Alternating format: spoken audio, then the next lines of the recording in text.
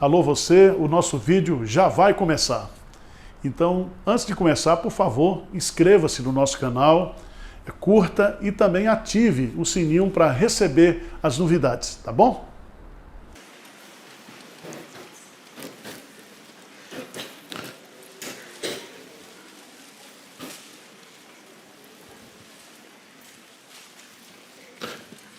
Meus irmãos, nós estamos nesse final de semana, desde ontem, com uma conferência dos jovens aqui na igreja, conferência Impacto, sobre o tema Pecados Intocáveis.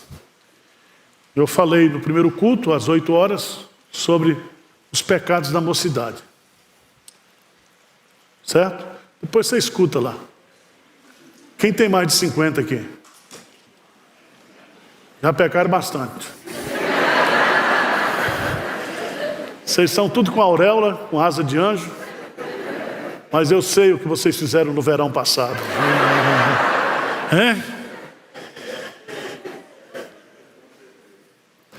Depois nós falamos aqui uma promessa de Jeremias capítulo 31, 27. Deus dizendo, eu quero curar vocês. Eu quero sarar suas feridas. Eu quero restaurar vocês do pecado. O pecado é a pior doença que existe. E Deus nos cura. Ele sara as nossas enfermidades e perdoa todos os nossos pecados. Agora, eu quero falar sobre como é que nós, igreja, eu quero falar para as novas gerações aqui, e vou explicar isso no contexto do livro, como é que a igreja sobreviverá, ou sobrevive aos tempos demoníacos, aos tempos difíceis. Abra sua Bíblia em 2 Timóteo, capítulo 3, versículo 1. Essa carta foi a última carta escrita pelo apóstolo Paulo. Ele estava preso em Roma. Havia uma grande perseguição, não apenas agora dos judeus, mas do Império Romano. E Paulo sozinho, naquela célula, com a sua sentença lavrada, ele sabendo que seria morto, ele escreve esta carta para Timóteo. Ele está sozinho na prisão, ele e Lucas. Lucas era a Unimed de Paulo. Era um médico amado, que não o desamparou, estava com ele naquele momento da morte. E ele escreve essa carta para Timóteo. E ele diz para Timóteo, Timóteo, venha ter comigo, apressa-te em vir. Traga a minha capa, traga os livros. Eu estou sozinho, eu vou morrer. Mas havia no coração do apóstolo velho, Paulo, a preocupação de, morrendo ele, morrendo os outros apóstolos, como é que a igreja continuaria? Timóteo era o seu filho amado, na fé. Timóteo era jovem, tinha cerca de 30 anos, menos de 30 anos. Timóteo era tímido. E a sua timidez gerou nele uma doença intestinal. Ele tinha um problema estomacal. Então ele era jovem, ele era tímido e ele era doente, segundo John Stott. Então ele escreve essa carta para dar um gás em Timóteo. E dizer, Timóteo, a igreja tem que avançar. O evangelho tem que avançar. Na linguagem dos puritanos, Paulo está pegando a tocha da fé e passando para a mão da nova geração. Eu quero falar isso principalmente para os jovens hoje. Como sobreviver? Como sobreviveremos como igreja nos últimos dias? Vocês entenderam ou não? Diz sim aí para me falar. Tá bom. Vocês não são papagaios, são ovelha, mas precisa repetir de vez em quando. 3:1, o que é que diz? Vamos ler bem forte. Sabe, porém, isto: nos últimos dias sobrevirão tempos difíceis. Presta atenção que esse verbo sabe, saber, é um imperativo. Eu estou ordenando você que você saiba disso. Eu estou determinando que você compreenda isso que eu vou dizer. Sabe disso. Então, nós não precisamos achar que as coisas vão melhorar no mundo, do ponto de vista das lutas espirituais. Nós devemos estar conscientes de que a batalha, ela será muito mais reída nos últimos dias. E essa expressão, sabe porém isto, nos últimos dias, e ele está falando aqui, nesse espaço de tempo entre a primeira vinda e a segunda vinda de Cristo. Nós vamos ter falso ensino, nós vamos ter falsos apóstolos, nós vamos ter cataclismos na natureza, terremotos, nós vamos ter praga, vamos ter peste, vamos ter tudo. Até Jesus voltar, nós estaremos vivendo uma grande tribulação, no seu sentido extenso e intenso.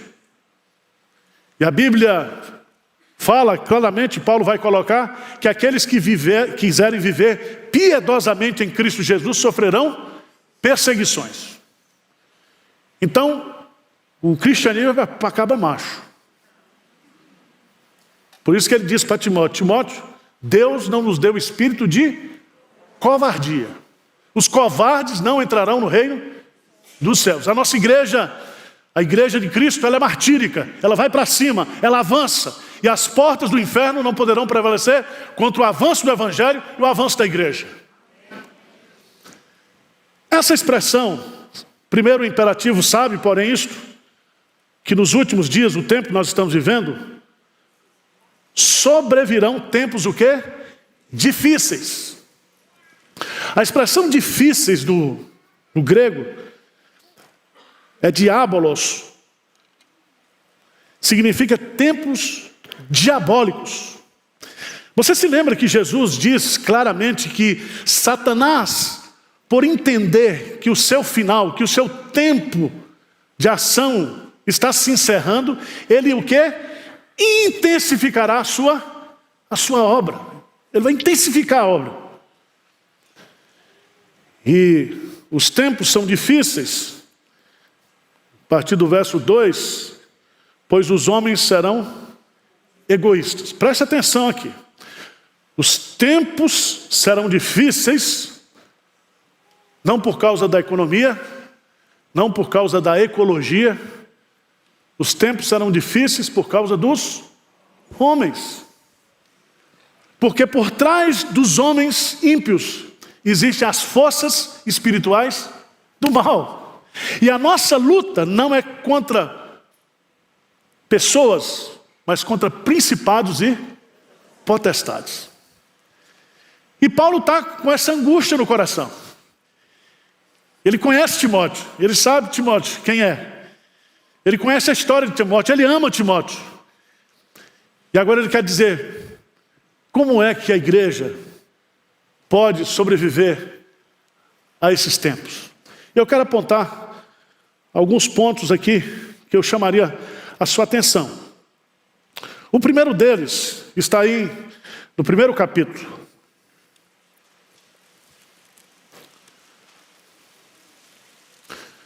No primeiro capítulo, no versículo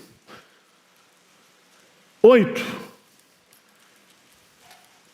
Paulo diz assim para Timóteo, Timóteo, não te envergonhes, portanto, do testemunho de nosso Senhor, nem do seu encarcerado, que sou eu. Pelo contrário, participa comigo dos sofrimentos a favor do Evangelho, segundo o poder de Deus. Sabe o que Paulo está dizendo? A primeira instrução que Paulo está dizendo para essa geração hoje aqui em Pinheiros, que vai assumir, que já está assumindo, é que nós temos um evangelho que vale a pena sofrer por ele. Vale a pena sofrer pelo evangelho. Paulo vai dizer que o evangelho é um tesouro. Ele vai colocar aí, no versículo 14, no capítulo 1, ele diz, guarda o bom depósito, mediante o Espírito Santo que habita em nós. O Evangelho, ele foi depositado para nós. O Evangelho é a grande riqueza. Participa comigo dos sofrimentos pelo Evangelho. Não sofra como bandido, não sofra como ladrão, não sofra como pessoas que se intrometam em coisas alheias, mas se existe algo que vale a pena sofrer nesta vida, é pelo Evangelho.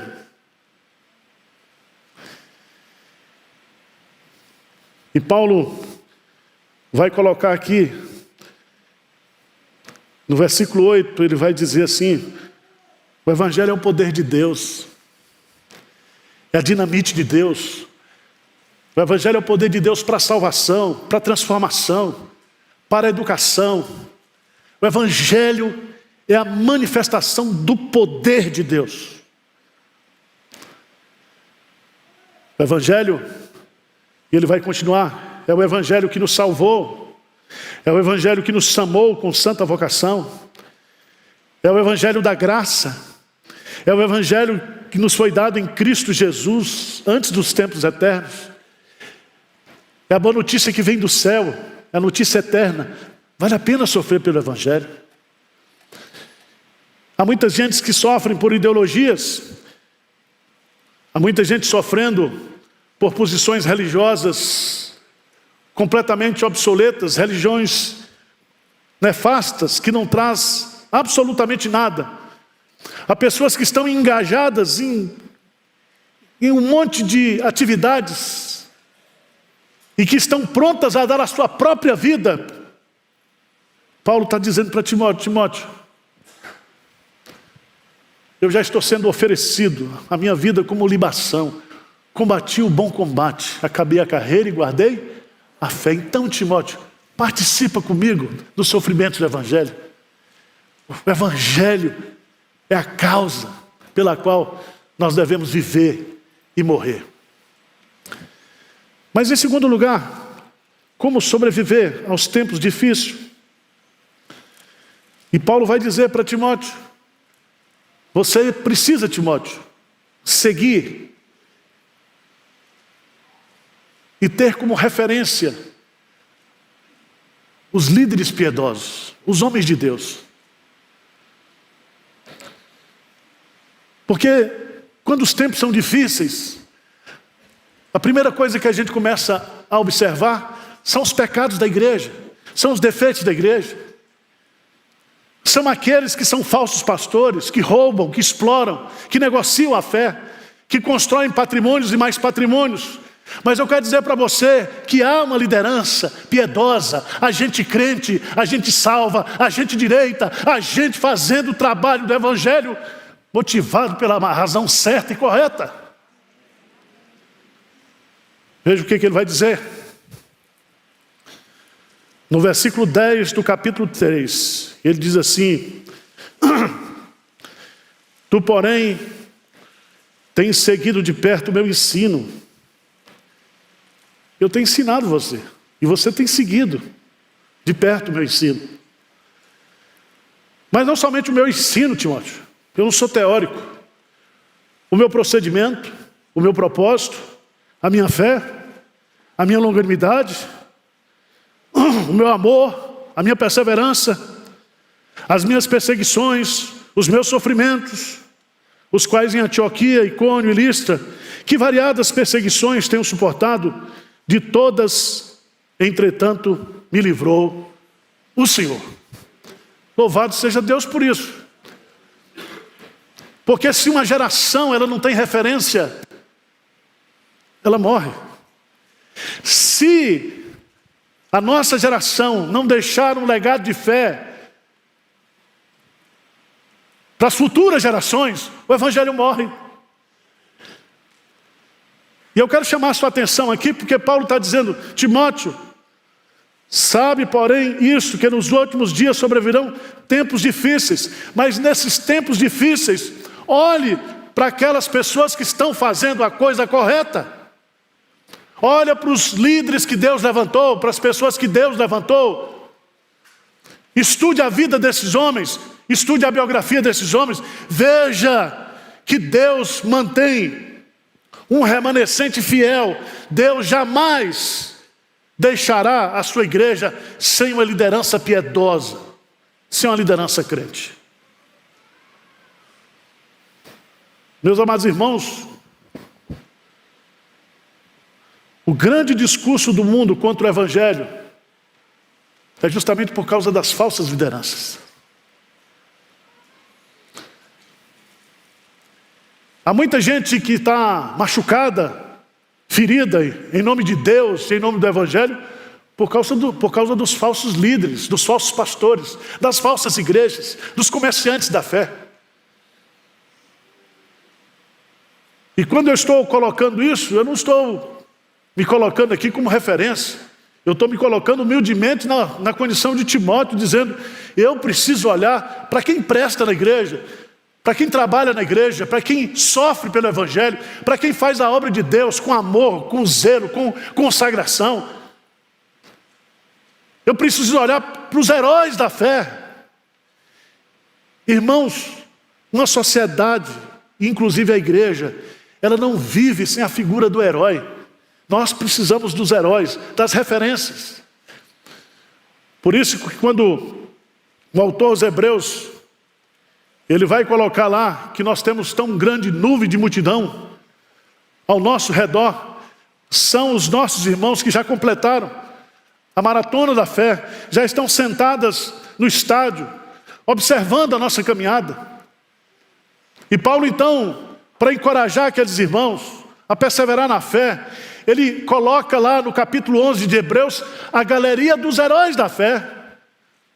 E eles são heróis não por aquilo que eles fizeram e foram do ponto de vista humano.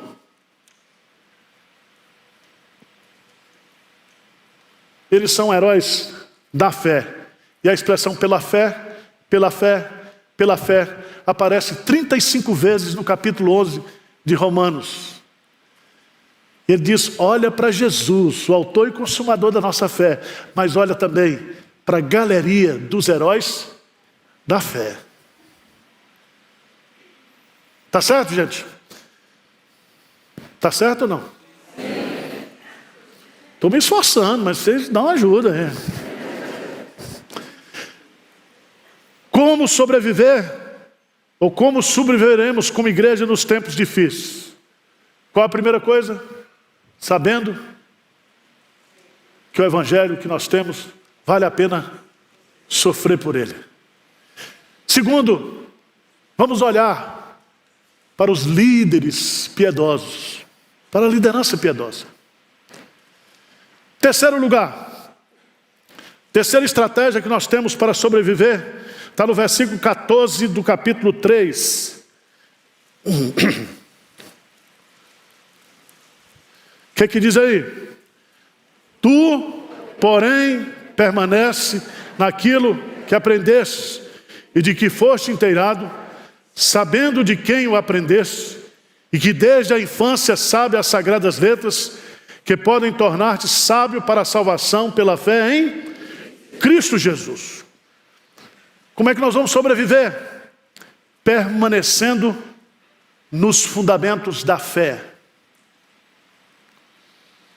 Permanecendo naquilo que nós aprendemos, principalmente dos nossos pais. Porque a fé se aprende em casa. Paulo diz, não entre em novidades, não entre em discussões, não invente a roda, Timóteo. Permanece naquilo que aprendeste. Não abra mão da sã doutrina, meu irmão. Não abra mão da inspiração das Escrituras, da autoridade das Escrituras. Não abra mão dos conceitos bíblicos a respeito de Deus, da Trindade, dos eternos decretos de Deus, da criação, da aliança da graça. Não abra mão da pessoa e da obra de Jesus Cristo. Não abra mão das doutrinas essenciais da fé que reúnem a obra do Espírito Santo, aplicando em nós a salvação de Deus, começando pela regeneração, passando pela conversão, a união com Cristo, a justificação pela fé, a santidade, a glorificação. Não abra mão, permaneça, Timóteo. Permaneça. Se você observar, e a história vai se repetindo, todas as vezes que igrejas, que denominações, que famílias se afastaram da simplicidade do Evangelho, essas pessoas se perderam. Se perderam.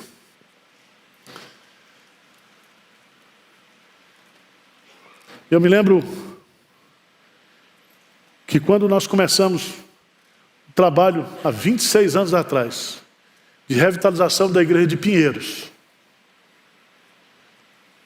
nós tivemos que pagar o preço para não abrir mão desse princípio.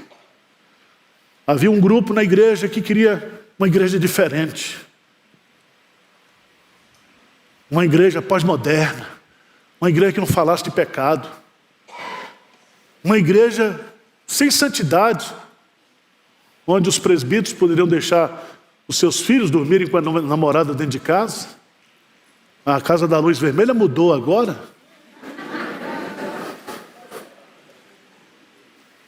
Tivemos que lutar, vamos acabar com a escola dominical. Escola dominical não. Escola dominical é o pulmão da igreja. Pastor Arival, o senhor está muito... O senhor tem que usar as roupas, tirar paletó e gravata. Vai para a academia, faz uma tatuagem.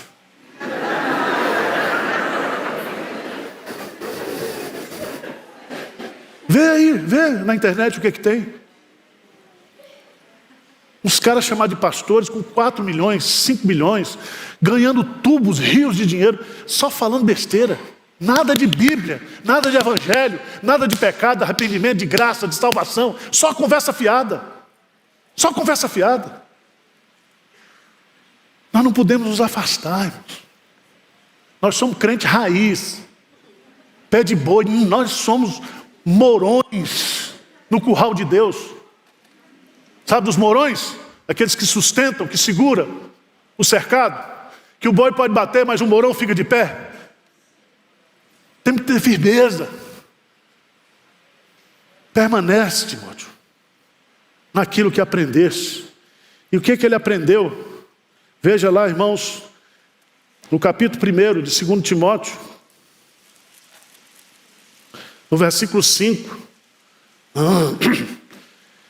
diz assim: pela recordação que guardo de tua fé sem fingimento, a mesma que primeiramente habitou em tua avó, Lóide, tua mãe Eunice, e estou certo de que também em ti. Fé na igreja é fé com fingimento.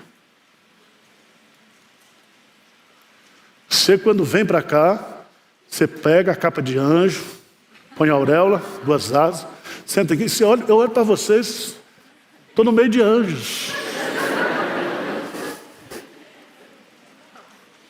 Agora, como é você em casa? Como é você dentro de casa? É ali que a fé, ela é aprendida, ela é transmitida sem o quê? Fingimento. Não dá para esconder. Eu gostei de Mateus, meu filho, ele está ali. Um dia ele disse para mim: pai, o senhor é doido, mas é crente. Eu falei, foi o maior elogio que eu pude receber de um filho. Porque os doidos não errarão o caminho, os doidos já estão no céu. Então eu já estou na bênção. Fé sem fingimento, irmãos. Nós temos que investir nas famílias da igreja. Você que é pai, que é mãe, você tem que entender que a fé se aprende, se ensina em casa. Não é a igreja que vai segurar seus filhos no Evangelho. Quem vai segurar os seus filhos no Evangelho é Deus, que vai operar uma conversão no coração dos seus filhos através do testemunho de vocês. De vocês.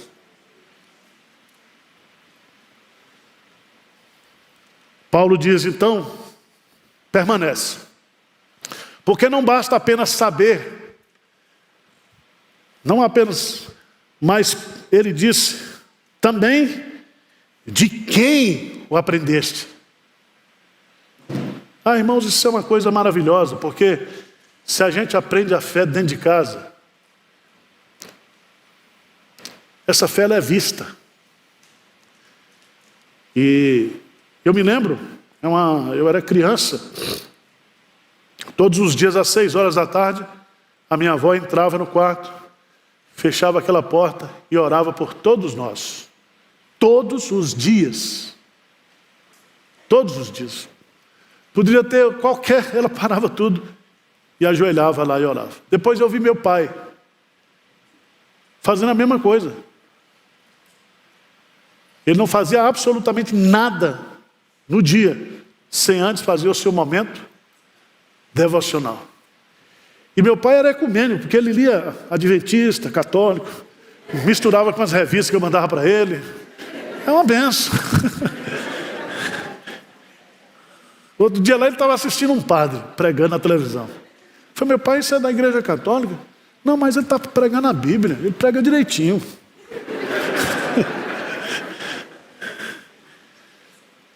O testemunho dos seus pais dentro de casa, pai, mãe, tio, avô, avó, isso é que segura as novas gerações, sabia? Eu me lembro lá em Pinheiros, quando vocês reclamam aqui, a nossa igreja está muito avançada, viu? Hoje teve até palma aqui, ó.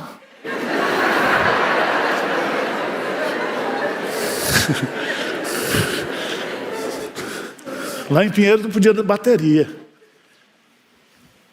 E eu fui para a reunião do conselho. E teve um presbítero que disse, pastor, nós temos que botar a bateria, porque senão não vamos segurar os jovens na igreja. Eu falei, mas o que vai segurar jovem na igreja é bateria? Não é? Mas eu falei, mas está todo mundo com bateria? Aí foi 3-3. Aí eu dei o voto Minerva. Eu falei, eu voto a favor da bateria e eu vou tomar conta do baterista. Porque o problema não é a bateria.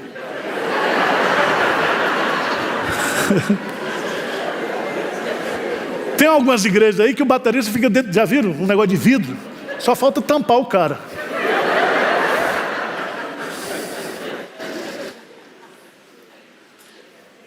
Aí o cara falou, pastor Ival, só tem que tirar esse negócio de igreja presbiteriana de Pinheiros. Tem que botar comunidade.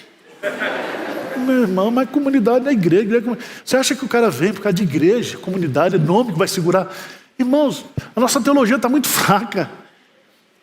Se os nossos filhos, se as novas gerações não tiverem uma experiência de conversão, de regeneração, ninguém segura. Ninguém segura.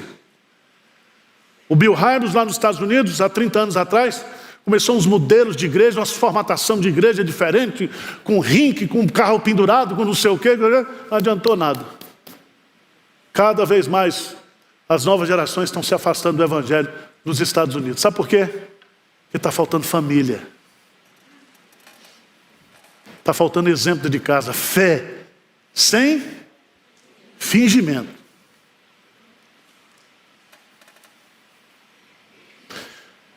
Quarto lugar. Quarta estratégia. Eu queria que você observasse o que ele vai dizer aqui. No versículo 16, ele diz, toda a escritura é inspirada por Deus e útil para o ensino, para a repreensão, para a correção, para a educação na justiça, a fim de que o homem de Deus seja perfeito e perfeitamente habilitado para toda obra.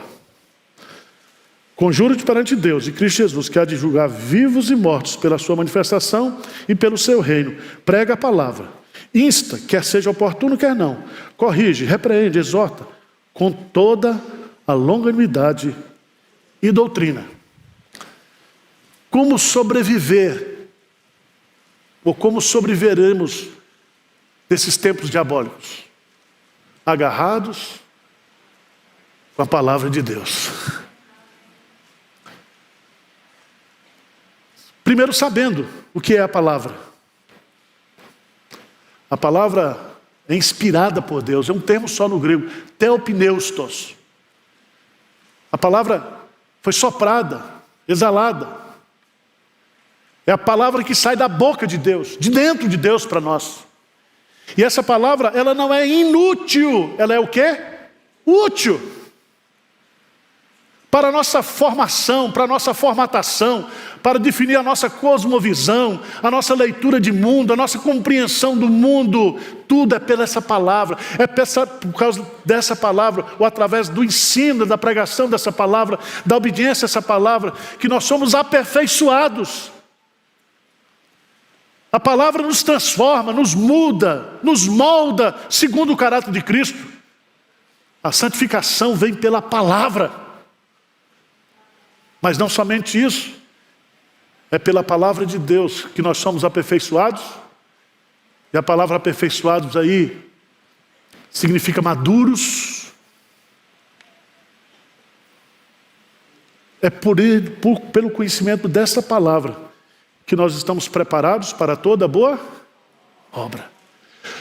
Nenhuma obra de Deus é feita fora da palavra. Vocês estão entendendo ou não? Se você ensina a palavra. Se você canta a palavra. Se você vive a palavra. A palavra é a nossa vida. É pela palavra que nós fomos criados. É pela palavra que nós somos regenerados. A semente da palavra. É a palavra que é o alimento, o leite espiritual, que nos sustenta, que nos dá vida. E nós fazemos a obra de Deus pelo poder da palavra, pela autoridade da palavra. Então, irmãos, não precisa de dançarina, nem de circo. Nós só precisamos da Bíblia. E eu gosto, porque Bíblia é com inário. Crente raiz só precisa disso. Crente mais abestalhado assim como eu, é só a Bíblia e o inário. Aí você canta o hino, ora, lê a Bíblia. Obedece a Bíblia. Crê na Bíblia, vive a Bíblia. Canta, é só isso. Precisa de mais? A vida é um sopro. E a palavra foi soprada por Deus para que nós tenhamos vida. Deus diz que a sua palavra não voltará para si mesmo vazia, mas fará aquilo que lhe apraz. A palavra é poderosa. Então, Timóteo, prega a palavra, insta, quer seja oportuno, quer não. Fora de tempo, dentro do tempo, não tem problema, prega a palavra. A palavra não sai de moda, irmãos. O que sai de moda e entra na moda são os pecados. Certo? Tem os pecados da moda. Pecado da moda. Falando nisso, uma irmã perguntou para mim, semana retrasada, pastor, é pecado fazer tatuagem? Eu falei, não, minha irmã. Mas a senhora não está mais na idade de fazer isso.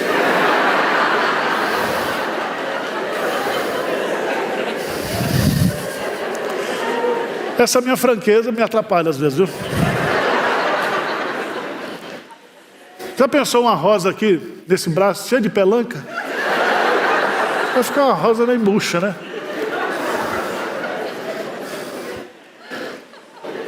E olha, é impressionante como está todo mundo fazendo tatuagem. Se nós formos abrir alguma coisa agora aqui na igreja, vai ser uma empresa de tatuagem.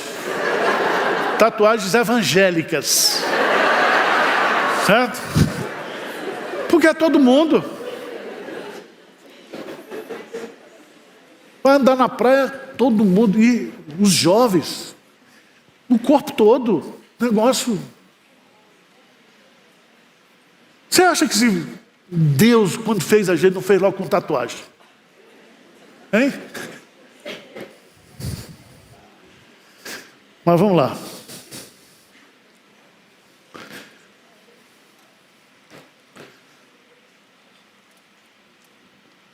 Só para... Pior coisa do mundo é ir para a praia e ter que passar aquele negócio. Como é o nome do negócio? Protetor solar. Tem que passar todo dia. 50. O do nariz é um, das costas é outro.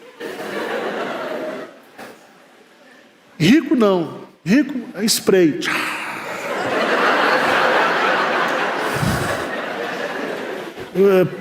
Pobre, sabe o que pobre faz? Filé à milanesa. Pobre dá um mergulho, sai, rola na areia, aí ele fica todo... Você sabe o que pobre gosta? De se enterrar na praia. Você chega, pobre vai deitar, aí vai, senhor, pobre. É verdade ou não é? Eu percebo as coisas. Mas o nosso assunto aqui não é esse. Qual é o assunto? Como a igreja vai sobreviver aos tempos difíceis. Entendendo que esse evangelho que nós temos é o grande tesouro pelo qual vale a pena sofrer. Segundo, nós temos que nos inspirar nos heróis da fé, olhar para as lideranças piedosas, para os pastores, para os presbíteros, para as mulheres, para os jovens, que são pessoas de Deus, que estão sendo usadas por Deus para fazer a obra dele. Olha para essa turma.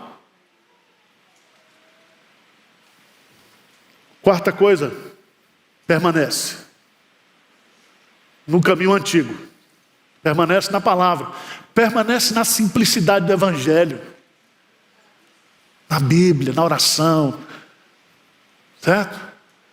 No louvor, é isso aqui. E por fim, prega a palavra, ensina a palavra de Deus, e nós vamos vencer tudo. Amém? Louvado seja Deus. Que esse impacto aqui possa impactar essa nova geração de jovens aqui da igreja. Que Deus levante aqui. Deus levante uma geração nova. Que Deus levante casamentos aqui entre nós.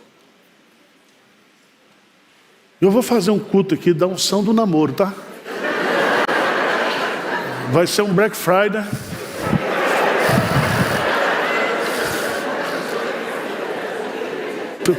Eu estava conversando ontem com as meninas. Pastor, a gente quer namorar, quer casar. Uns homens tudo frouxo. Homem, meu irmão, está tudo errado. Você que é pai, não deixe seu filho ficar depois dos 30 dentro da sua casa, não. Bota o cara para fora. Bota o cara para pagar conta, para ter responsabilidade. Uma opção. Porque quando a gente fala de liderança, são famílias. Famílias crentes. Tá certo? Ontem eu fiquei feliz, conheci a namorada do Justino. Justino é o campeão, ele é campeão de ser testemunha de casamento aqui. Eu já fiz uns 20 de jovem, ele está lá como testemunha. Eu falei, mas de novo, cara. Ontem ele me apresentou a coisa dele, a namorada. Já abençoei, já está casado já.